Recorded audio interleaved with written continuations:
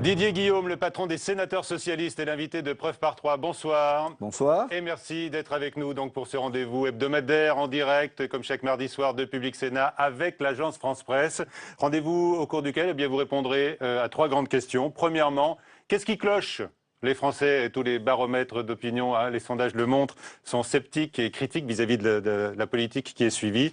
Alors, est-ce un manque de résultats économiques? Sans doute, et également peut-être de couac au sein du gouvernement. Vous répondrez. Deuxièmement, tout faire pour empêcher une victoire du Front National aux élections régionales. C'est ce qu'a dit dimanche le Premier ministre. Tout faire, mais quoi? Eh bien, vous le direz à Lucille Malandin de l'AFP. Enfin, troisième question, Didier Guillaume. Quelle République demain? Puisque vous avez lancé la réflexion au sein même du groupe des sénateurs PS pour une réforme institutionnelle. Donc, et il y a beaucoup d'idées en ce moment qui sont émises un peu de partout sur l'avenir du septennat, du mandat présidentiel, sur le nombre de parlementaires. Eh bien, vous ferez le point sur vos réflexions tout à l'heure avec Perrine Tarnaud. Mais d'abord, l'actualité qui est marquée par deux disparitions. Celle d'Helmut Schmidt, grand artisan bien sûr de l'amitié franco-allemande, qui l'incarnait vraiment avec sa relation privilégiée avec Valéry Giscard d'Estaing. Il fut aussi un grand social-démocrate. Oui, ces deux disparitions sont une drôle de coïncidence. Alors là, vous parlez également du philosophe André Glucksmann. Oui, drôle de coïncidence parce que tous les deux, des gens qui ont parlé de l'Europe, qui ont parlé du monde. Le chancelier allemand, un grand Européen, il a vraiment consolidé l'amitié franco-allemande avec Valéry Giscard d'Estaing, le président Giscard d'Estaing. Et il a travaillé beaucoup pour la gauche et la social-démocratie en Allemagne.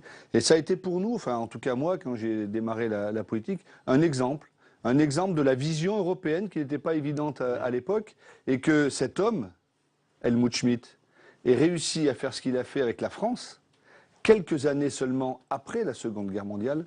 Ça fait partie des grands Européens. Il a pu vous inspirer dans votre engagement. Des grands visionnaires, oui, parce que l'engagement politique, il part d'une chose. C'est quoi le monde ? Et comment vivre en paix. Et après la paix, c'est la prospérité. Et c'est vrai que pendant toutes ces années, nous étions en Europe, une période de paix, une période de grande prospérité. C'est un peu moins le cas aujourd'hui pour la prospérité. Mais donc ces années-là ont été les belles années de la construction européenne, de l'axe franco-allemand, du couple franco-allemand. Vous savez, Giscard, Schmitt... Vous voulez dire que le couple franco-allemand a moins belle allure aujourd'hui? Giscard, Schmitt, Mitterrand, Kohl, aujourd'hui Hollande, Merkel... c'est des moments différents, c'est des politiques différentes. Giscard et Schmitt n'avaient pas la même orientation politique, comme Mitterrand et comme Merkel et Hollande aujourd'hui. Et en même temps, ce sont des chefs d'État, des chanceliers, qui ont plus que tout une idée de la nation, une idée de l'Europe, une idée de la construction européenne.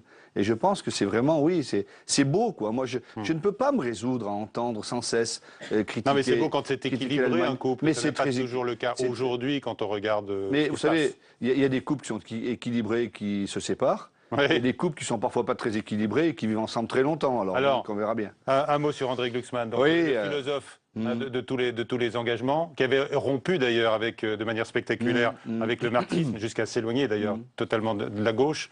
Moi, il m'a appris beaucoup, Glucksmann. C'est lui qui a travaillé à ma conscience politique. C'est pour ça que cette coïncidence, elle est forte. Parce que ces nouveaux philosophes, cette nouvelle philosophie, ces gens qui ont incarné quelque chose. Michel Grossier, quand on voit aujourd'hui que les philosophes sont rabougris, sont des déclinistes, sont des gens qui ne parlent que du passé. Là, vous parlez que de certains d'entre eux. C'était mieux avant, la plupart de ceux que l'on entend. Que l'on voit dans les médias. Oui, qui font la une de tous les médias. Je trouve que c'est vraiment dommage. Parce que Glucksmann, avec ce qu'il a fait, et Finkielkraut, avec ce qu'il fait aujourd'hui, c'est vraiment l'opposé. Ah bon? Vous les opposez? Oui, je les oppose sur le fond de ce qu'ils disent, pas humainement, je n'ai rien à... bien sûr. Mais sur le fond de ce qu'ils disent. Glucksmann, il a toujours essayé de chercher, d'éclairer, d'ouvrir la voie. Et de se tourner vers la droite, puisqu'il avait appelé à voter pour Nicolas Sarkozy en 2007. Il a fait un choix en 2007 qui a pu nous surprendre. Il a choisi Nicolas Sarkozy. C'est sa responsabilité. Mais vous savez, il y a l'engagement politique. Mais moi, ce que je retiens de Glucksmann, c'est tout ce qu'il a pu apporter à la réflexion philosophique, aux femmes et aux hommes qui s'intéressaient au monde. Allez, première question concernant l'action gouvernementale au quotidien maintenant. Pourquoi ça cloche? Pourquoi ça cloche? Par exemple, votre collègue opposant, Roger Karoutchi, certes, évoque lui un gouvernement à la dérive. Oui, mais vous savez, je pense qu'à un moment où la France va pas si bien que cela, à un moment où les Français se cherchent, et à un moment où nous sommes dans une crise mondiale, une crise européenne, une crise française. Nous parlerons tout à l'heure du Front National. Oui, enfin, dans ce contexte-là, l'exigence est encore plus forte vis-à-vis des gouvernants. La tache brune, elle est sur toute l'Europe.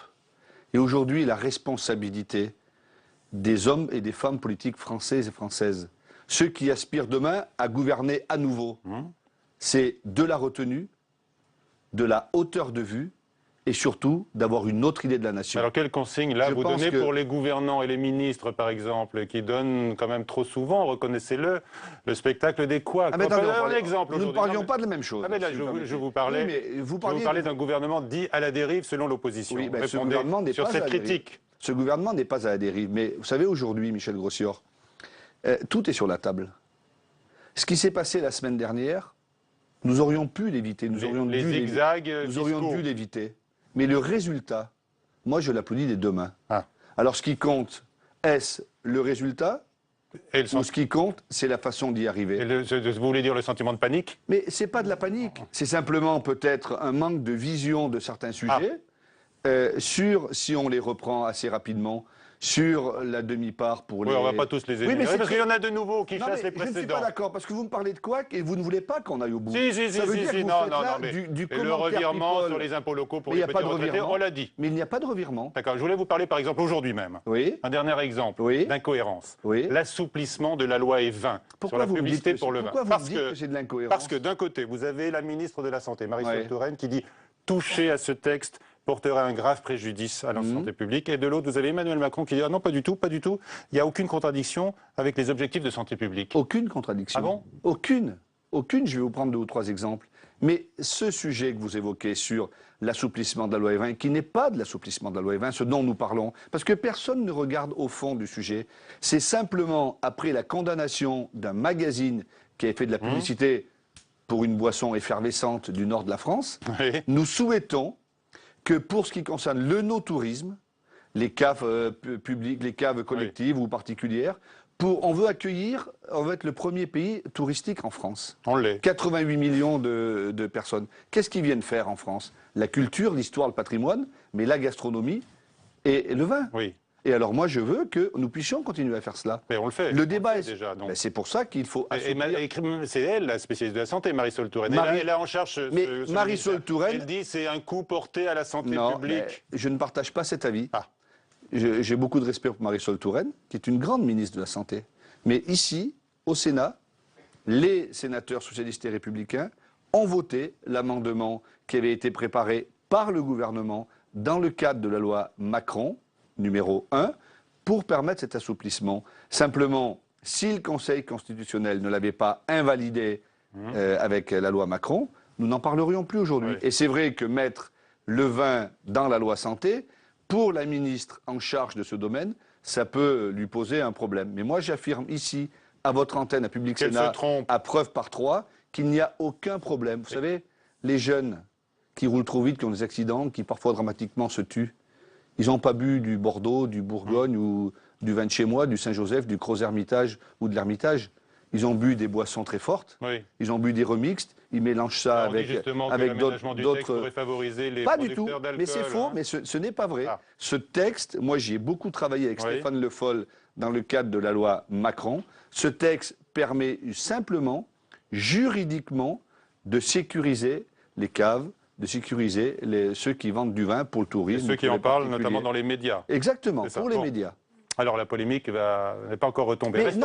Mais vous savez, aujourd'hui, tout est sur la table. J'ai regardé tout à l'heure Twitter, je regardais les dépêches, etc. Tout est sur la table. C'est heureux. Ben, c'est très bien. Mais on ne peut pas dire que lorsqu'il y a un débat, c'est un couac, et puis dire lorsque circuler, il y a des opinions divergentes quand même dans un gouvernement, c'est ce qu'on appelle un couac.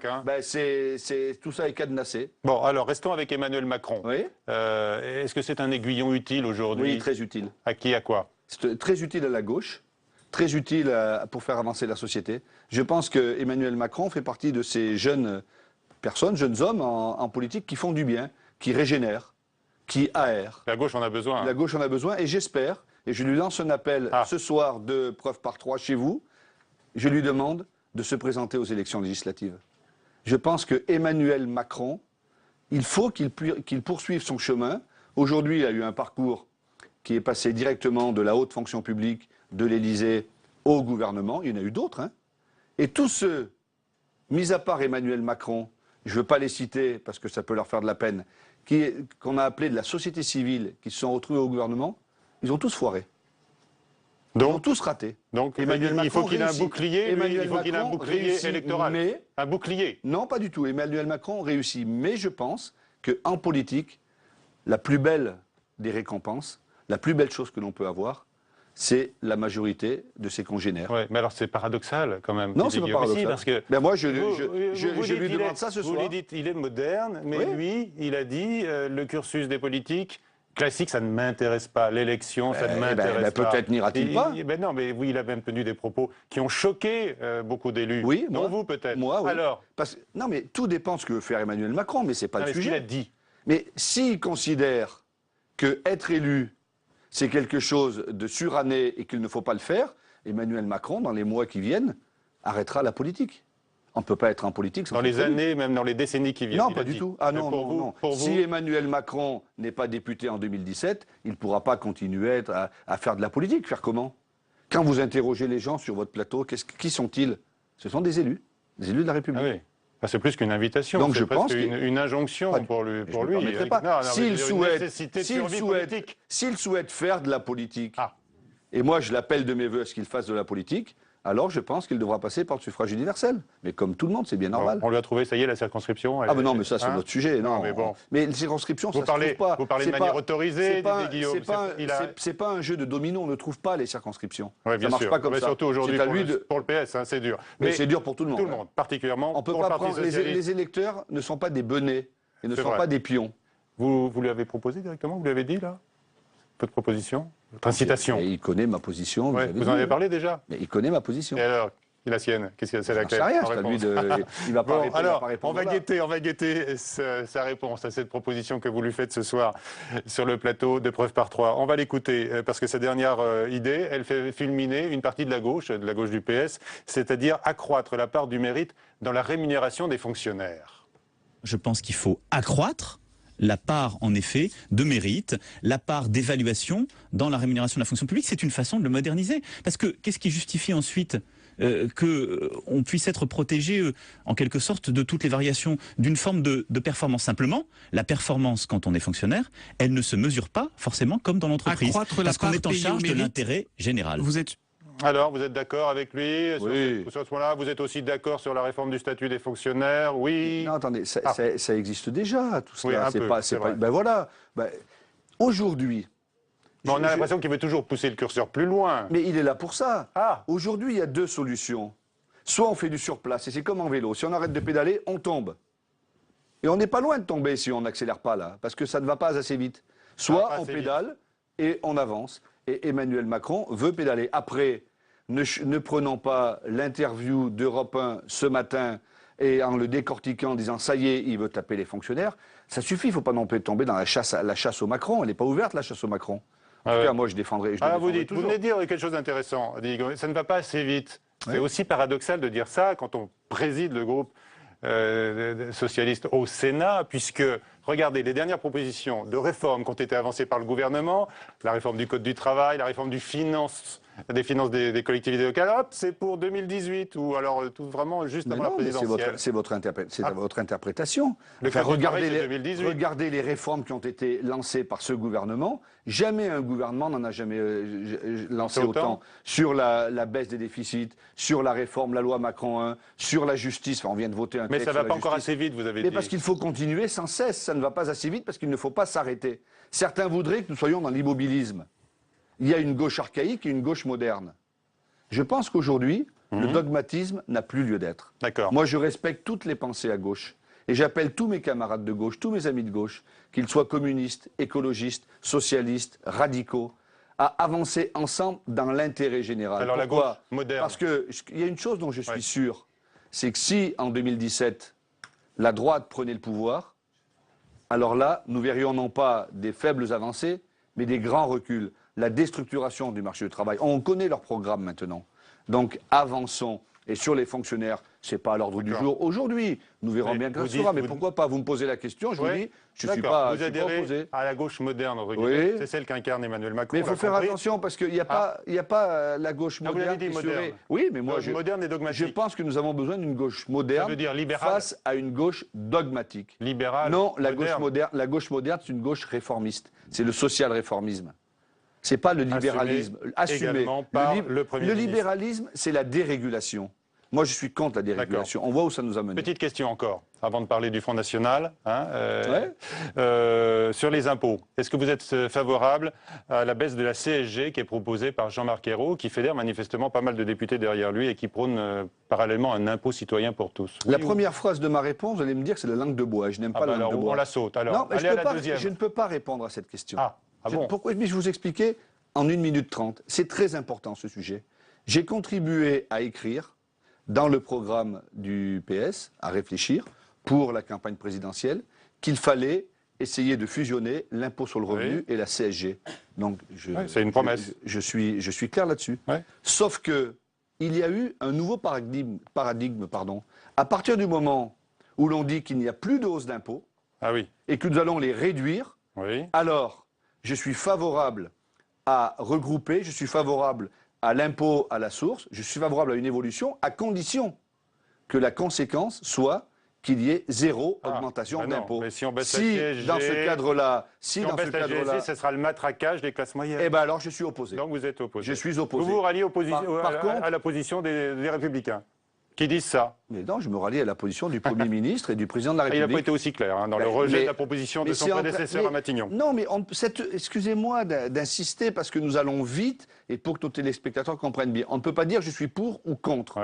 Aujourd'hui, le problème de la prime d'activité, la prime pour l'emploi, qui est basée sur les revenus de l'année d'avant, si on pouvait le régler par la baisse de la CSG pour les plus faibles revenus, j'y serais favorable. Je ne suis pas favorable à l'augmentation de la CSG pour les classes moyennes. Vous avez bien pointé les effets pervers de cette réforme. Les classes moyennes sont les vaches à lait du système fiscal depuis des années.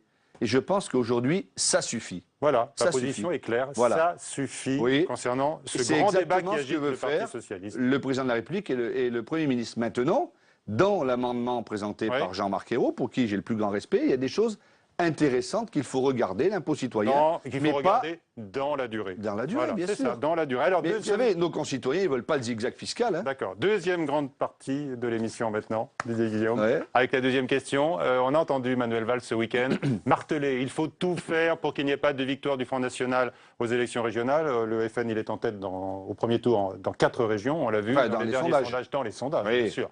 Oui. Alors, tout faire, ça veut dire quoi? Mais excusez-moi d'être pointilleux. Je voulais poser ma question. Le Front National n'est pas en tête dans 4 régions. Selon les sondages. Voilà. Au premier tour. Voilà. Pour l'instant, il arrive que les sondages se trompent. Faire barrage, mais ça veut dire quoi? Comment? C'est ce que va vous demander Lucie Malandin de l'AFP. Mais alors, on va d'abord écouter le Premier ministre qui parle d'un drame. Oui, ça serait un drame. Bien sûr que ça serait un drame. Que le Front National gagne 1, 2 ou 3 régions. Pour d'abord les habitants de ces régions. Parce que ma conviction, c'est que le Front National n'aime pas la France. Donc quand vous voulez dire tout sera que le fait Front pour National, l'empêcher, ces qu'est-ce que vous voulez politiques faire? seront très dures pour les petits, pour les retraités, pour les jeunes, pour les précaires, pour les politiques publiques, pour l'éducation, pour la culture. Voilà, Lucille Malandin nous a rejoint de notre consoeur de l'AFP. Vous avez entendu Manuel Valls parler de drame si une région passait au Front National. Oui, ce serait un drame. Donc vous êtes d'accord pour cette idée de dramatiser les choses, cette stratégie politique? Il ne s'agit pas de stratégie. Si le Front National gagne une région, c'est un drame pour la République. C'est un drame pour la nation française, mais plus que tout, c'est un drame pour les citoyens qui y vivront. C'est un drame pour la République parce que quelle image donnerions-nous à l'extérieur? Enfin, le Front National est un parti qui se présente aux élections, mais ce n'est pas un parti comme un autre. Que dites-vous alors aux électeurs du Front National? Puisque eux... Non, mais moi, je m'adresse à tous les Français. À tous les électeurs. Et à la majorité des Français, vous avez vu, là, vous allez dire, c'est encore un sondage. Mais 52% des Français n'en feraient pas un drame. Oui, mais nous avons besoin d'éclairer les Français dans les 4 semaines qui nous approchent du premier tour, sur ce que serait et ce qu'est le programme des uns et des autres. Parce qu'une élection, ce n'est pas un casting, C'est pas qui est le plus beau, la femme, l'homme, etc. C'est pas le brushing ou la cravate. C'est quel est le programme. La gauche, les socialistes en ont un, la droite en a un, le Front National en a un. Ce ne sont pas les mêmes. Mais je me sens plus proche de la droite que du Front National. Et donc quand on dit qu'il faut tout faire pour empêcher que le Front National gagne une région, il va falloir convaincre les électeurs un à un que ce serait un drame, ce serait surtout dramatique pour eux. Prenons quelques exemples. Quand cet après-midi encore, Madame Le Pen prend les mêmes phrases, les mêmes que son père qui montrait les sidaïques, et qui, elle, dit qu'il faut lutter contre les épidémies. Qu'est-ce que ça veut dire, ça? Mais les hommes, où est l'égalité? Elle veut, elle a écrit, elle veut éradiquer toute immigration bactérienne, lutter contre la présence alarmante de maladies contagieuses non européennes. Mais vous vous rendez compte? Alors faire quoi? Vous vous rendez compte? C'est Je dis tout faire, mais faire quoi? Convaincre les électeurs? Comment vous réagissez aussi à cette convaincre expression-là? Nous, Déjà, je suis l'immigration bactérienne. atterré, offusqué, mais moi j'ai toujours considéré que Marine Le Pen, à part le ripollinage de son père, c'est la même chose. Elle tient les mêmes discours. Vous avez vu que le FN, après coup, alors que ce programme a été publié par La Voix du Nord ce Oui. matin, le FN plaide le lapsus. Oui, enfin bon, ça va quoi. Parce que c'est toujours dans le lapsus, mais il parle à un certain nombre de gens, aux gens qui sont racistes, aux gens qui sont homophobes. Et nous luttons contre le racisme, nous luttons contre l'homophobie. Donc pour répondre à votre question, il est encore temps, bien sûr qu'il est encore temps, 4 semaines pour que les listes des socialistes et de leur rassemblement, les radicaux ici ou là, les écologistes et autres, puissent être le plus haut possible. Nous devons faire le match. Et pour faire ce match, il faut que la gauche soit le plus haut possible au premier tour. Je regrette, nous l'avons déjà dit, que la gauche ne soit pas rassemblée. La gauche, là il faut qu'on s'interroge sur la gauche ensemble. Oui. On s'interroge un petit peu sur la gauche, parce qu'à gauche, vous n'êtes pas tous d'accord. Le parti de gauche, le Front de gauche, le PC, les Verts critiquent beaucoup le gouvernement. Bien sûr. Relation, disent des choses même très virulentes contre la politique. Mais nous parlions des régionales, là. Oui. Les régionales dans lesquelles ils sont vice-présidents, dans lesquelles ils ont voté 100% des délibérations. Là, on parle de la campagne des régionales, où ils critiquent encore plus. Du soir du premier tour, alors comment ça va se passer? Au soir du premier tour, je pense que ceux qui ont géré les régions pendant des années, 6 ans, 12 ans ou 18 ans, qui ont pris des chemins différents, que je regrette, notamment dans 2 régions, le Nord-Pas-de-Calais-Picardie et PACA, où là il y a un vrai risque extrême droite. Que ces gens-là se disent, bon, nous critiquons le gouvernement, c'est une chose, mais lorsqu'il s'agit de l'intérêt de la région, nous pensons que Pierre de Saint-Ignon sera un bien meilleur président que Xavier Bertrand. Nous pensons que Jean-Jacques Kéran sera un bien meilleur président que M. Wauquiez. Et donc, nous nous rassemblons derrière le programme commun que nous pouvons avoir. Nous avons géré les régions, toutes les délibérations à l'unanimité. Nous avons transformé les lycées. Nous avons travaillé sur l'agriculture. Nous avons travaillé sur l'économie, sur les clusters. Nous avons dynamisé. Et alors, on s'arrêterait parce qu'on n'est pas d'accord avec la politique économique de M. Untel ou de M. Untel? Non. Alors ça, c'est votre démonstration. On l'a entendu. Oui. Mais alors, il y a 15 jours sur ce plateau, il y avait Jean-Luc Mélenchon. Oui. Et lui, il n'entend pas du tout les choses de Non. cette façon-là. Il a l'impression, là, en vous entendant, là, que vous lui mettez, écoutez bien, le revolver sur la tempe et il vous renvoie à votre refus de vous désister en sa faveur, enfin, ses troupes, au municipal à Grenoble. On écoute Jean-Luc Mélenchon. Mais de quel droit, au nom du fait que ça n'est pas la même chose, ils vont avoir le droit de venir à me mettre le revolver sur la tempe et me dire « vote pour nous, défais tes listes et viens vite avec nous » de peur du Front National. Si on fait ça, le Front National sera sans doute plus puissant. Pourquoi? Parce que les gens diront « la seule manière qu'on a de ficher tout ce bazar par terre, c'est de voter pour eux ». Moi, je ne m'adresse pas à Jean-Luc Mélenchon. Jean-Luc Mélenchon, à l'extrême gauche, emploie parfois les mêmes arguments que ceux de l'extrême droite. Pas sur les valeurs, pas sur etc. Mais sûr, il faut foutre tout le monde en l'air, le coup de balai, etc. C'est inacceptable. Moi, je ne m'adresse pas à Jean-Luc Mélenchon. Donc, selon vous, il n'y aura aucun problème au soir du premier tour? Non, je ne dis pas qu'il n'y aura aucun problème. J'espère que Europe Écologie Les Verts, que le Parti communiste français, que tous les autres, à gauche, se rassemblent dans l'intérêt des Françaises et des Français dans les régions. C'est ça dont il s'agit, la prospérité des régions. Au cas où le total des voix de gauche, donc, que vous voulez additionner, est inférieur au total des voix des Républicains, de l'opposition. Nous prendrons nos responsabilités. Ça veut dire quoi? Là, il faut le dire. Non, il ne faut pas le dire. Ah bah, comment ça? Parce que Bah, Parce que quand vous allez à un match de rugby, vous ne savez pas qui va mais non, gagner. une hypothèse. Qui va gagner Vous- dans un Prendre premier vos temps. responsabilités, il faut nous dire. Vous savez, dans On le- appellera au front républicain, vous pouvez le dire. Non, parce que dans le derby basque, le week-end dernier, Bayonne contre Biarritz, oui, Bayonne alors, gagnait attendez. largement à la mi-temps et Biarritz est Ah, remonté ouais, en deuxième attendez, si on mi-temps. va chercher Eh les bien, je vais métaphores vous dire. sportives, on va pas avancer. Si, je vais vous dire, il faut savoir le résultat du 6 décembre au soir. Nous avons totalisé les voix de gauche et les voix de droite.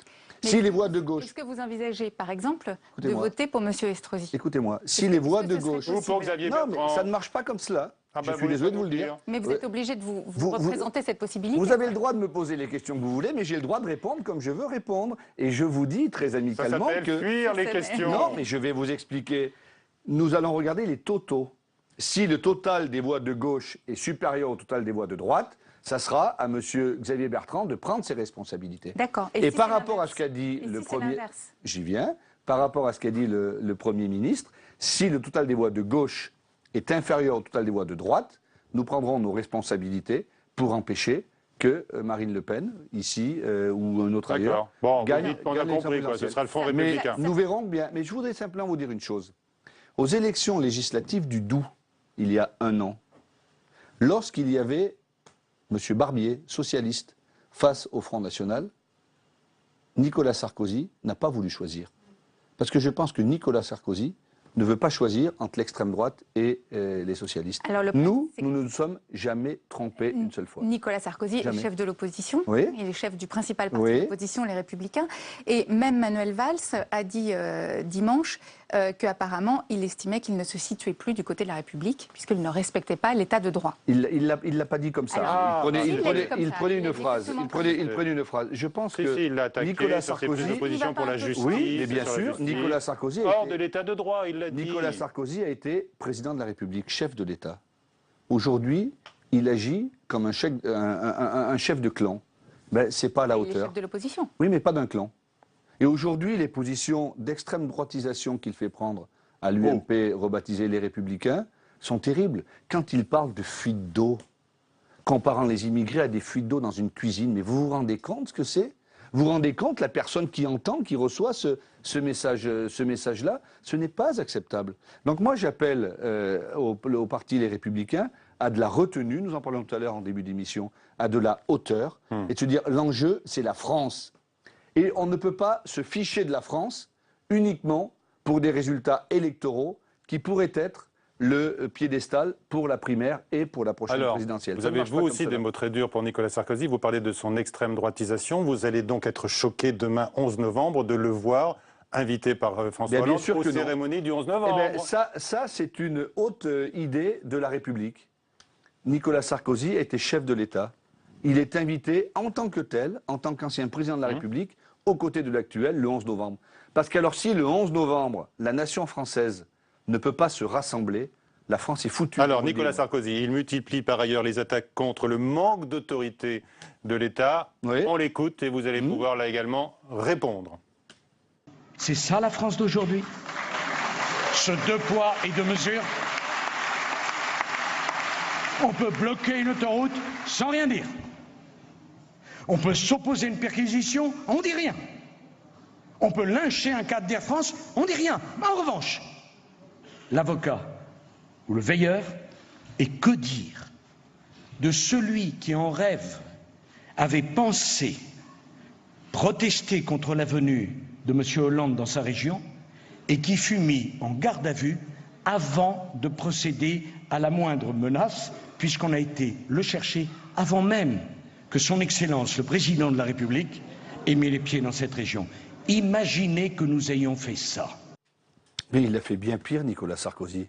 Mais il est amnésique, il ment, ou tout simplement il veut galvaniser ses troupes. Mais quand pendant 3 semaines, la France est à feu et à sang, qu'à Clichy ça brûle, qu'il y a des morts, qu'est-ce qu'il a fait Nicolas Sarkozy? Planqué au château de l'Élysée, en étant totalement pétrifié.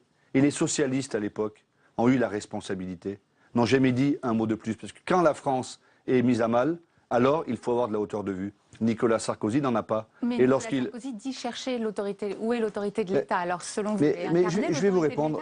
Nicolas Sarkozy confond autoritarisme et autorité. Pour Nicolas Sarkozy, si je suis le patron, écrasez-vous tous. Vous n'avez pas le droit de désigner vos candidats. Faites ce que j'ai envie de dire. Mais ce que je constate aujourd'hui, c'est qu'il parle de l'autorité de l'État.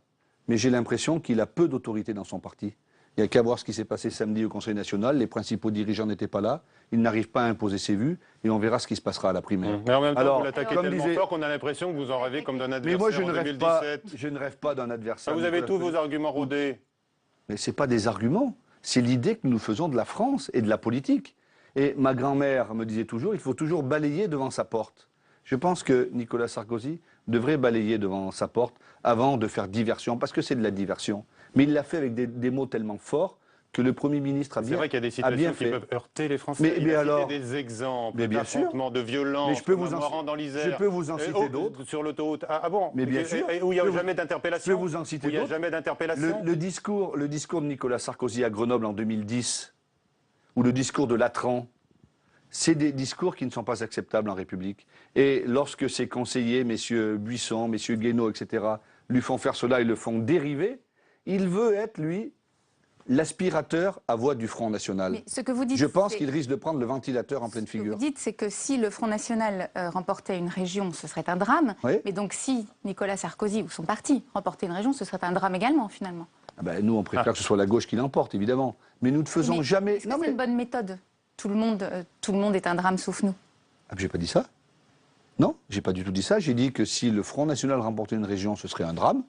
Si c'est les Républicains qui remportent des régions, et alors, je vais vous faire un scoop, hein, ils vont en remporter. Hein. Nous en avons 21 sur 22. Je pense pas qu'on fasse le grand chelem, donc ils vont en remporter. Alors, mais ça s'appelle l'alternance démocratique. Passons. Ce que je regrette simplement, c'est les dérives verbales, voire idéologiques, que Nicolas Sarkozy fait prendre à son parti. Elles sont très graves, mais j'ai l'impression que ça ne marche pas si bien que cela quand même. Revenons justement sur la question des régionales. Est-ce que, selon vous, il est possible pour la gauche qu'elle remporte certaines régions? Combien? Je l'espère. Les plus importantes, la moitié? Comment est-ce que vous voyez? Je l'espère.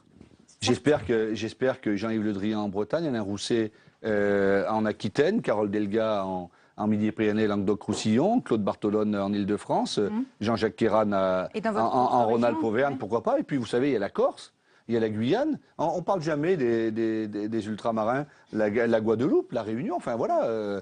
Nous, ce que nous faisons, ce que nous voulons, c'est pas tout gagner. Je vais vous dire, aujourd'hui, combien alors? Pour ne pas utiliser la langue de bois, nous gérons trop de régions. Ah bon? Ben enfin, ça se saurait si la gauche avait la majorité dans 21 régions sur 22, mais on a bénéficié, pendant les mandats de la droite, du vent qui nous était favorable. Parce que chaque fois qu'il y a des élections locales... Vous souhaitez un rééquilibrage? Non, je ne souhaite pas de rééquilibrage. Chaque fois qu'il y a des élections... Pourquoi trop de régions alors? Ben parce que nous avons bénéficié d'un vent dans le dos terrible. Nous avions de belles listes, des beaux programmes, parce que nous avions des programmes. Et puis, nous étions de gauche et nous gagnions les élections. Aujourd'hui, le vent dans le dos, c'est la droite qui l'a. Et nous, on veut essayer de faire mentir cela. On veut essayer de faire en sorte qu'à contre-vent, le vent dans le nez, nous sommes capables d'avancer. C'est ce que nous avons essayé de faire. Donc, nous voulons gagner le plus de régions possible. Mais moi, je ne fais pas de pronostic. Je ne suis pas Madame Irma, comme disaient nos anciens. On verra bien. Nous faisons tout. C'est possible que la droite ne fasse pas le grand chelem. Ah, mais je peux vous dire ce soir que la droite ne fera pas le grand chelem. Et que la droite peut même être surprise de... Elle s'inquiète. J'ai l'impression, oui. Une question, Didier Guillaume, sur l'abandon récent du vote des étrangers aux élections locales. On oublie ce totem de la gauche, c'est le mot qui a été utilisé par Manuel Valls, c'était lundi de la semaine dernière. Pourtant, vous vous souvenez bien ici, bien sûr. C'est quand même un vote de grande fierté du Sénat de gauche en décembre 2011. Peut-être que vous allez vous reconnaître, forcément vous allez vous reconnaître, dans les propos tenus à l'époque par Jean-Pierre Sueur. Il était un devoir moral pour nous, par rapport à cet engagement moral, que d'inscrire ce texte. Nous le faisons en vertu des principes, des valeurs qui sont les nôtres. Alors, l'engagement moral, les principes moraux, tout ça est foulé aux pieds aujourd'hui? Pas du tout. Pas du tout. Nous avons toujours été favorables aux élections locales du vote des étrangers. Ouais. Proposition de François Mitterrand en 1981. Promesse de François Hollande. Promesse de François Hollande, de Ségolène Royal, Vote des de la gauche, sénateurs du Sénat des de socialistes, gauche. et nous l'avons Et voté. aujourd'hui, on dit non, c'est un totem, on n'en parle plus. Mais non, vous faites une mauvaise interprétation. Vous avez fait peut-être une mauvaise analyse, Michel Grossiot. Pourquoi nous disons cela? Parce que nous n'avons pas la possibilité de le mettre en place. C'est pas tout à fait ce qu'a dit le Premier ministre. Mais moi je vous le dis, nous n'avons pas la Il a dit, on ne possibilité peut de pas le mettre en heurter. place. Enfin, il parle de l'opinion je vais publique finir, aussi, je vais pas finir. seulement de la majorité des 3/5. Je vais finir. Je vous parlais tout à l'heure du pragmatisme face au dogmatisme. Et moi, j'assume les choses. Vous savez, moi, je dis les choses très clairement comme je les pense, sans arrière-pensée et sans qu'on me dicte ce que je dois dire. Nous ne sommes pas à même de le faire voter. Si nous pouvions le faire, Ni aujourd'hui, ni demain. j'y serais très a dit le favorable Premier ministre. si nous pouvions le faire aujourd'hui. Plus jamais, a dit le Mais je Premier pense que... Non, il n'a pas dit plus jamais. ministre. Mais- Pas demain non plus. Ben voilà, mais pas demain, c'est pas Ah. plus jamais. Mais aujourd'hui, les Français n'y sont pas favorables. Donc je pense la sagesse, c'est de ne pas brandir des chiffons rouges, je ne sais quoi. Il faut faire ce que nous sommes capables de faire. Nous pouvons faire le vote des étrangers, nous le faisons. Si nous ne sommes pas en mesure, parce que la droite bloque, elle a changé d'avis, la droite d'ailleurs. Nicolas Sarkozy, dans Non, mais sa là, première campagne électorale, ouais. était d'accord. On n'a pas de majorité, on ne le fait pas. Sur la justice, sur le Conseil supérieur de la magistrature, excusez-moi, nous voulions le réformer. Et nous devrions le faire. Nous n'avons pas la majorité de 3/5 là non plus. Donc on ne va pas le présenter. On ne va pas faire un congrès à Versailles, emmener tous les parlementaires. Surtout que si nous faisions un congrès à Versailles, vous nous diriez, vous peut-être, mais à quoi ça sert, combien ça coûte et pourquoi vont-ils là-bas? Pour être battus. Il n'y a pas de majorité en France pour le vote des D'accord. étrangers. Je Manuel le Valls regrette. n'a pas donc évoqué on arrête. l'absence de majorité. Hein, il n'a Ben moi, je l'évoque. pas évoqué le Congrès. Ben il moi, a je dit l'évoque. c'est un totem qu'on abandonne en cours de route et qui ne figurera plus dans les promesses Ben, Nous électorales. verrons si ça figurera, mais je pense qu'il a raison de dire que nous ne sommes pas en mesure de le mettre en place, que la population n'y est pas forcément favorable, donc nous devrons réfléchir. Je pense que nous Alors avons c'est besoin... c'est la mort d'une promesse sans couronne. Hein. Je ne sais pas ce que ça veut dire. Merci Lucille. Troisième partie de Merci. Presse par 3 maintenant avec cette question, Didier Guillaume. Quelle République justement, quelle République demain qui n'a pas aujourd'hui à droite comme à gauche des idées pour réformer la République? Petit aperçu. C'est toute l'architecture qui est repensée. Lorsque l'on dit un septennat unique pour le président de la République, c'est pour qu'il puisse avoir 7 années pleines. Même constat, divorce entre politique et citoyen. Nous avons le même constat. Lui pense que la solution, c'est la réforme institutionnelle. Moi, je dis non. Ce constat, c'est quoi? C'est le résultat de la crise économique et sociale. C'est le résultat aussi de la parole politique, où y compris on lance des écrans de fumée pour ne pas traiter les sujets. Je pense qu'il faut poser un certain nombre de questions, qu'il n'est pas illégitime de faire mieux fonctionner le Parlement. C'est ce que le Sénat a conduit. Diminution, pourquoi pas, du nombre de parlementaires. Je rappelle que c'est François Mitterrand qui les a augmentés. Tout ceci sont des questions légitimes. Elles ne signifient pas de bouleverser la Constitution. Voilà, Perrine Darnaud, alors on s'interroge, hein, quelle République demain? Oui, bonsoir Michel, bonsoir Didier, Guillaume. Bonsoir. La France traverse une période de turbulence et alors il faudrait tout changer, et notamment changer d'abord nos institutions. Non, mais c'est un tout, vous savez. L'élection présidentielle va arriver dans 1 an et demi. Il faudra qu'il y ait un volet institutionnel, forcément. Tout va vite dans ce pays. Nous parlions tout à l'heure de Macron, des lois qui doivent aller plus vite. Nous allons en dire un mot, vraisemblablement. Et je pense qu'aujourd'hui, nos concitoyens veulent mieux comprendre et il faudra clarifier un certain nombre de choses. Aujourd'hui, Par exemple. je vais vous dire, aujourd'hui, lorsqu'une loi est annoncée en Conseil des ministres un mercredi matin, elle est votée 1 an et demi après, elle est mise en application 2 ans ou 2 ans et demi après. Ce n'est plus possible. Donc le temps l'ère c'est le temps parlementaire, notamment, oui, c'est à ça. l'ère des réseaux sociaux, à l'ère d'Internet, de Facebook, de Twitter et des chaînes d'information en continu et de Public Sénat. Est-ce que c'est forcément une bonne chose d'aller beaucoup plus vite Oui, c'est forcément une bonne chose. Quand le pays le et de ne demande... plus prendre le temps de la réflexion? Non, mais attendez, je ne dis pas qu'il faut arrêter de réfléchir. Je dis simplement qu'aujourd'hui, une loi pour transformer la société prend trop de temps. La loi Macron, nous y avons passé beaucoup de temps. S'il y a urgence, alors il faut aller plus vite. Mais ce n'est pas uniquement ça, la réforme des institutions. C'est aussi mettre en avant la Et donc citoyenneté. ce serait quoi les solutions donc, pour accélérer ce calendrier parlementaire? Parce qu'ici, par exemple, au Sénat, Gérard Larcher a déjà mis en œuvre une réforme. Elle est insuffisante. Et vous, selon vous donc, et qu'est-ce que vous proposeriez? Non, mais la réforme qui est mise en place par Gérard Larcher, c'est pour le fonctionnement du Sénat. C'est pas pour l'accélération du un petit peu calendrier. aussi. Alors oui, on gagne du temps. Nous avons, Exactement, non, mais oui, nous avons on gagne voté du temps dans le pour, débat. réduire les temps de parole, c'est indispensable. Mais au fond... Les retards sont imputables au gouvernement, pas aux parlementaires, c'est ce qu'il dit. Exactement, j'allais y venir. Tous les gouvernements de France, de droite comme de gauche, pondent trop de lois. Et Et des lois fourre-tout qui sont beaucoup trop grandes. Bien sûr, regardez celle de vous avez Emmanuel raison, Macron. vous avez raison, mais c'est peut-être parce qu'il fallait les faire, parce que ça n'avait pas été fait avant. Donc il faut que nous arrivions à mieux prioriser les lois du gouvernement. Puis moi, je vais vous dire... Donc vous voulez revenir finalement sur la réforme constitutionnelle de 2008 qui donnait plus de place au Parlement. Vous voulez renier les pouvoirs du Parlement? Non. À l'avantage de l'exécutif? Non, c'est une erreur. Cette loi de 2008 était une bonne chose et on était tous pour dire qu'il faut rééquilibrer le temps de parole, partager le temps parlementaire et le temps du gouvernement. Et on s'aperçoit que ce n'est pas bien. Que ça Donc finalement, le Parlement ne sera plus qu'une machine à examiner les projets de loi du gouvernement. Mais non, mais pareil, là, vous caricaturez, si je peux me permettre. Entre 50-50 et puis 100%, il y a une différence. Avant, nous étions à 80 ou 90% de temps de gouvernement et 10 ou 15% de temps du Parlement. On peut peut-être trouver la solution, mais nous allons en discuter. Mais je pense qu'il faut laisser plus de temps pour le gouvernement de présenter ces textes de loi. Et puis il faut aussi, j'en appelle à la sagesse du gouvernement, il ne faut pas que chaque ministre veuille donner son nom à une loi et donc faire beaucoup de lois. Il faut les prioriser. Nous parlions du droit de vote des étrangers ou d'autres. Il y a des lois qui sont utiles, il y a des lois qui le sont un peu moins, il y a des lois qui sont prioritaires, d'autres qui le sont un peu moins. Occupons-nous de celles qui sont prioritaires, c'est ça qui est important. Quand vous parlez du Parlement, est-ce que vous êtes aussi d'accord, il y a beaucoup de propositions de droite comme de gauche qui vont dans ce sens-là en ce moment, sur la diminution du nombre de parlementaires? Oui, mais ça c'est dans un ensemble. Moi je suis très favorable à la diminution du nombre de parlementaires, parce que nous serions 250 au Sénat ou 230, ça pourrait fonctionner pareillement. Est-ce qu'on est obligé d'avoir autant de députés, autant de sénateurs dans les gros départements? Je n'en suis pas sûr, mais je crois que c'est un ensemble. C'est comme lorsque le président Bartolone avec M. Vinocq disent qu'il faut le septennat non renouvelable.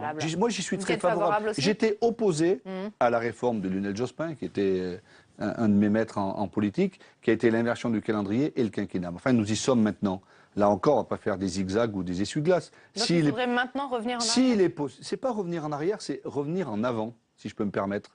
C'est si nous faisions le septennat non renouvelable, alors le président de la République saurait qu'il a 7 ans et qu'il n'a pas à penser éventuellement une majorité à ça. Pendant 7 ans. Ça s'appelle la démocratie. Donc parce avec un aujourd'hui, mais aujourd'hui c'est le cas, Perrine Tardot. Aujourd'hui, c'est le cas. Ah bon? Ben oui, s'il y a une dissolution. Aujourd'hui, depuis que le quinquennat est en place, il n'y a pas de dissolution. S'il devait y avoir une dissolution, le cas est beaucoup moins probable. Mais oui, mais lorsqu'on parle institution et constitution, on ne parle pas de probabilité, on ne parle pas de choses comme ça. On parle d'institution globale, de vision de ce que nous voulons faire. C'est ça, je crois, qui est important. Donc, nous en sommes à 2 quinquennats maximum, je pense que c'est parfait. Peut-être pourrions-nous avoir un septennat non renouvelable, pourquoi pas? D'accord. Ce sont des idées que vous allez exposer bientôt, dans quelques semaines. Moi je fais partie de ceux qui pensent que le volet institutionnel sera important pour la présidentielle et le groupe socialiste et républicain que j'ai l'honneur de présider fera des propositions après les régionales. Nous voulions les faire avant, mais là on est dans la période régionale. On fera ça à la rentrée de janvier ou de février. Là. Donc un rapport qui va s'ajouter à... Oui, on pourrait appeler ça contribution au débat. Oui, exactement. Puis celle du président Larcher que le président Larcher fera ici. Et puisque Nicolas Sarkozy, François Hollande et d'autres mettront dans leur programme de campagne électorale présidentielle. On se souvient de la limitation du cumul des mandats qui avait été refusée par une majorité des sénateurs ici. Pas par moi. Nicolas Sarkozy a dit qu'il reviendrait sur cette réforme. On l'écoute. Ouais, exactement. Il Et l'a vous dit réagissez lors des journées parlementaires des Républicains. J'ai toujours considéré que c'est un grand risque à faire courir à notre pays que d'avoir des assemblées parlementaires parfaitement hors sol, n'ayant aucun mandat local pour maintenir les parlementaires dans la réalité démocratique de notre pays. Alors vous pensez comme lui? Non, mais là, il ment. Ah. Il ment. La droite ne pourra pas revenir? Non, mais c'est pas vrai ce qu'il dit. Ce n'est absolument pas vrai ce qu'il dit. C'est c'est pas le mandat unique qui a été mis dans la loi. C'est la possibilité d'avoir un mandat local. Mais pas un mandat local. Mais moi, je considère, j'ai été président de conseil général pendant une dizaine d'années, et je considère que je vis beaucoup mieux maintenant en me consacrant pleinement à la vie parlementaire. Et je pense aujourd'hui qu'il est incompatible d'être député, sénateur ou maire d'une grande ville ou président de conseil général ou président de conseil régional. Je l'ai expérimenté. Bien sûr, oui, mais les choses évoluent. Ah, vous dites ça, oui, mais vous avez été battu. Non, je ne me suis pas représenté. Oui, vous n'êtes pas représenté. La gauche a perdu le département. Oui, je ne me suis pas représenté aux élections. Mais peu importe, j'ai voté cette loi limitant le cumul des mandats parce que ça faisait partie des 60 propositions de François Hollande dans la présidentielle, et personne n'y reviendra dessus. Mais vous êtes ultra minoritaire dans votre groupe. Nicolas Sarkozy dit, c'est ce qu'on appelle un peu le populisme, mais c'est pas une attaque, mais dit à son auditoire ce que l'auditoire veut entendre. Donc il va voir les parlementaires, il leur dit, mais vous pourrez continuer à cumuler, mais qu'est-ce que c'est cette histoire? C'est Nicolas Sarkozy qui va le décider? Non, ce sont les électeurs qui décident si on cumule ou si on ne cumule pas. C'est pas le président du parti Les Républicains. Ouais. Moi, je pense que dans l'aération, l'oxygénation de la démocratie politique, le cumul des mandats, c'est fini.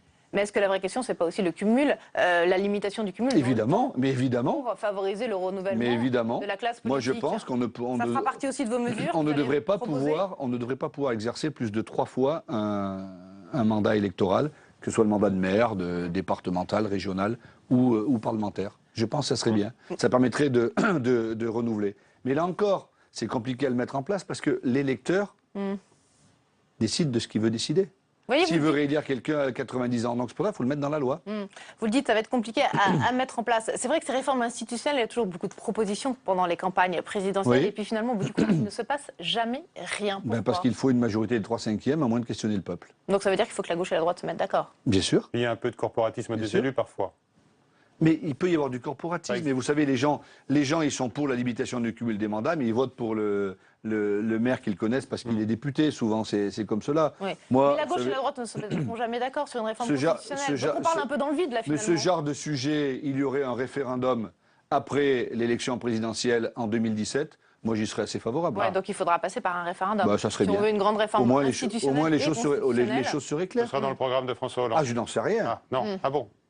Bon, on voit bien que, par exemple, la proportionnelle, qui était l'engagement, je crois, 48 dans le programme de François Hollande en 2012, n'a jamais vu le jour non plus. Parce que nous n'avons pas la majorité pour le faire. Le Sénat est une majorité de droite conservatrice, respectable, mais qui bloque toute possibilité d'évolution de nos institutions. Donc, comme il faut la majorité de 3/5, ce n'est pas possible. Et alors le Sénat, justement, on n'en a pas encore parlé dans cet équilibre institutionnel. Certains, comme Claude Barthelone, voudraient bien voir la Haute Assemblée disparaître ou fusionner avec le Conseil économique et social. Vous y êtes favorable? Non, moi je ferai une proposition, le groupe socialiste et républicain fera une proposition d'un bicamérisme modernisé, rénové et plus efficace. Je pense que nous avons besoin de 2 chambres. Vous savez, si mes souvenirs sont bons, il y a 2 pays au monde où il n'y a pas de Sénat, c'est la Corée du Nord et Cuba. Vous essayez de calmer les ardeurs de votre ami Claude Barthelone? Il y aura un débat. Claude Barthelone a rendu un rapport avec M. Vinocq. Voilà. Vous n'êtes pas autant fâché avec lui que l'actuel président du Sénat? Mais non seulement je ne suis pas fâché, mais Claude Barthelone est un grand ami à moi. J'espère le meilleur, je lui souhaite le meilleur pour le 13 décembre. 28 listes sur les 132 qui ont été déposées pour les élections régionales sont menées par une femme. La parité d'accord, mais elle est encore loin et elle s'arrête notamment à la porte des exécutifs locaux. Est-ce que sur ce point, là aussi, il faut aller plus loin? On ne peut pas aller plus loin. C'est impossible. La gauche a mis la parité dans toutes les élections. C'est la gauche qui a fait tout le temps les avancées sur la parité. Partout. Dans les entreprises et au niveau politique et électoral. Elle s'arrête là au Sauf qu'on ne peut pas imposer, on ne peut pas imposer par la loi le fait de dire que la tête de liste doit être de tel sexe. Ce n'est pas possible, c'est interdit. Je le regrette. Il pourrait y en avoir beaucoup plus, mais c'est comme ça. Enfin, il y en a quand même 28. Mais ce que l'on va constater, c'est ce que nous avons fait. Non, mais il ne faut pas en rire, parce que ce que nous avons fait aux élections municipales, en 2014, pour la première fois, les listes étaient paritaires à partir de 1000 habitants. Et j'espère que la prochaine fois sera pour les élections départementales. Dans tous les départements de France, la parité est totale. Mais votre propre parti est fautif. On n'a pas le droit de donner la tête de liste. Non, mais vous pourriez pousser un peu. Ah, mais bien sûr. Non, mais alors là, excusez-moi, je suis entièrement d'accord avec vous. Sans passer par une loi. Elle a une culpabilité comportementale, vous voulez dire. Juste laisser un peu plus de place aux femmes. Et à propos des nouvelles régions qui verront le jour le 1er janvier prochain, écoutez ce que dit le président de l'UDI, Jean-Christophe Lagarde. Est-ce qu'il envisage de retoucher cette carte de France? Écoutez-le. Si on rechangeait, entre guillemets, cette carte qui est ni faite ni à faire, qui a été faite pour des raisons électoralistes, quand on laisse la Bretagne toute seule et qu'on ne met pas, par exemple, la Loire-Atlantique avec, c'est essentiellement pour faire plaisir à M. Le Drian. Quand on met Aquitaine, Poitou-Charentes et Limousin, excusez-moi, pour définir l'intérêt régional, ça va être un peu compliqué. C'est certainement Donc ça veut pas dire que c'est une carte des copains? C'est une carte des copains qui a été concoctée dans un petit coin de bureau à l'Élysée par M. Hollande. Il n'en reste pas moins que rebouger cette carte, c'est reperdre du temps. Voilà, Alors. le Parti socialiste a placé ses petits copains. Mais enfin, mais là encore, quelle exagération. C'est bien mal connaître la Bretagne que de mettre Nantes en Bretagne. Qu'est-ce que ça veut dire sur un coin de table? Mais où elles se font, les lois? C'est un reproche qui a beaucoup été fait au gouvernement. Mais qui a été fait par qui? Notamment par les citoyens, les Français. Non, pas par les Français, pas du tout. Regardez le dernier sondage, notamment dans certaines régions, en Alsace, Moselle, oui, mais aujourd'hui, on peut pas dire que les citoyens appuient vraiment cette réforme. Ce qui est assez drôle, Perrine Tarnaud, c'est que chaque fois qu'il y a une grande réforme, on dit qu'il ne faut pas la faire. Nous sommes dans un pays qui est sclérosé. C'est pour ça que nous disions tout à l'heure, il faut avancer et pédaler et avancer, contre vents et marées, contre l'avis de la droite. Au risque de la défaite. Mais ce n'est pas la fusion des régions qui va nous faire perdre ou gagner. Non, nous pensons, ça fait 30 ans qu'il a été dit par tout le monde, il faut fusionner les régions, faire des grandes régions. La droite l'a annoncé 10 fois, elle ne l'a jamais fait. François Hollande l'a annoncé une fois, il l'a fait. Voilà le volontarisme politique. Perrine, la dernière question de l'émission. On assiste en ce moment à l'émergence de beaucoup de mouvements citoyens. Est-ce que c'est le prémisse, finalement, peut-être de la fin des partis politiques qui déçoivent parfois les citoyens? Les partis politiques déçoivent beaucoup les citoyens. Moi, quand je discute chez moi, dans la Drôme, à Bourg-de-Péage, dans mon département, dans ma ville, les gens me regardent, ils me disent « Mais toi, on t'aime bien, vous vous aimez bien, vous n'êtes pas comme les autres. » Mais enfin, les partis, c'est fini. Qu'est-ce qu'ils disent, les gens? La politique, c'est pourri. C'est tous les mêmes. La droite et la gauche, c'est les mêmes. Et parfois... Ben, ça les amène à voter. Je parle des partis. Oui, ça les amène à voter pour l'extrême droite. Puisqu'on prête la volonté à Jean-Christophe Cambadélis de lancer un grand mouvement citoyen. Il faut dépasser les partis. Début 2016, vous confirmez? Oui, regardez, tous les partis politiques aujourd'hui sont en difficulté. Alors ce sera quoi le PSA? L'extrême droite. Nous voulons faire une grande fédération avec des socialistes, des écologistes, les radicaux. Je pense qu'il faut dépasser le Parti socialiste. Nous ne sommes plus à l'ère des partis, mais à l'ère des idées. Donc mourir pour mieux renaître. Oui, c'est le phénix. C'est ça. Manuel Valls avait dit le Parti socialiste peut mourir. Et oui, vous allez le faire mourir, finalement. Il ne s'agit pas. C'est bien ça l'histoire. Il s'agit pas de mourir, il s'agit de créer autre chose. Oui, à la place. De se dépasser. C'est quand même éteindre le Parti socialiste. Oui, mais alors là c'est pareil, regardez votre ambivalence. Vous me dites les partis politiques ne servent plus à rien. Vous me dites que vous faites ça. C'était une question. Moi, je vous dis. Et vous nous confirmez. Je vous dis que les partis politiques sont malades, tous. Et qu'il faut aller plus loin. Et que la gauche, les socialistes, veulent être exemplaires en créant un mouvement, une grande maison, une alliance. Ouverte. Une fédération ouverte dans laquelle il y aura... Le retour de la gauche plurielle. Non, pas du tout. Je vais beaucoup plus loin. Vous me parlez des citoyens, dans lequel il y aura les partis politiques, je l'espère, le PRG, l'UDE, les socialistes, mais des citoyens qui ne veulent pas adhérer à un parti politique, mais qui veulent adhérer sur des idées, sur une idée, sur une orientation. À suivre, on verra ça. Il faut ouvrir les portes et les fenêtres. Début 2016, avec donc la rue de Solferino qui va ouvrir ses portes et ses fenêtres. On a besoin de voir ça. Merci beaucoup, Didier. Merci à vous. Merci, Perrine. Merci. Bonsoir à tous, à très vite.